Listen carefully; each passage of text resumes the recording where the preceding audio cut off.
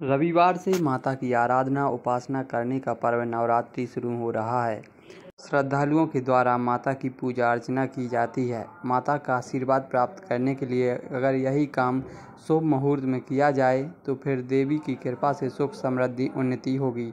नवरात्रि में सबसे पहले घट स्थापना की जाती है। 5 पुराणों के अनुसार घट स्थापना मुहूर्त और उसका महत्व कैसा है, इस पर सागर के ज्योतिषाचार्य अनिल कुमार पांडे ने देवी पुराण, धर्म सिंधु, निर्णय सिंधु, विष्णु धर्म ग्रंथ और रुद्रयामल ग्रंथ से घट स्थापना के नियम और मुहूर्त निकाले हैं, जिसमें विधि विधान से पूजा करने पर आपकी किस्मत चमक सकती है। पंडित बताते हैं कि देवी भागवत के अनुसार अगर अमावस्या और प्रतिपदा एक ही दिन पड़े तो उसके अगले दिन पूजन और घट स्थापना की जाती है।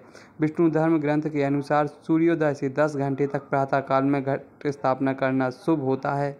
वहीं निर्णय सिंधु, धर्म सिंधु में भी यही बताया गया है। देखिए, महादेवी भागवत में नवरात्र त्योहार के बारे में बहुत विस्तृत रूप से बताया गया है। किस तरह से घट स्थापना करनी है, कब करनी है, इसके बारे में पूरी बातें हैं।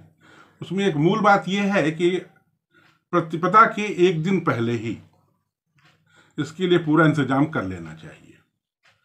दूसरी बात है कि अगर अमावस्या और प्रतिपदा एक ही दिन पड़े तो उसके अगले दिन पूजन प्रारंभ करना चाहिए। इसके अलावा हिंदू धर्म शास्त्रों में धर्म सिंधु और निर्णय सिंधु नाम के ये 2 ग्रंथ ऐसे हैं जिसमें कि किस व्रत त्योहार में क्या करना चाहिए और कब करना चाहिए उसके बारे में विस्तृत वर्णन दिया हुआ है। तो घट स्थापना के बारे में भी इसमें बताया गया है।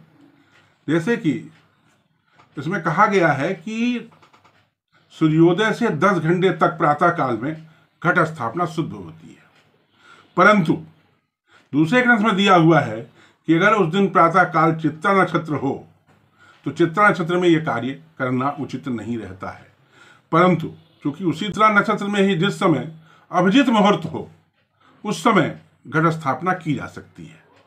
इस बार संयोग से नवरात्रि के पहले दिन चित्रा नक्षत्र है, इसलिए हमको चित्रा नक्षत्र में अभिजित मुहूर्त अर्थात सागर के हिसाब से 11:38 से प्रारंभ हो रही है और उसमें हमको पूजा पाठ करना, घट स्थापना और पूजा प्रारंभ करने का कार्य करना चाहिए।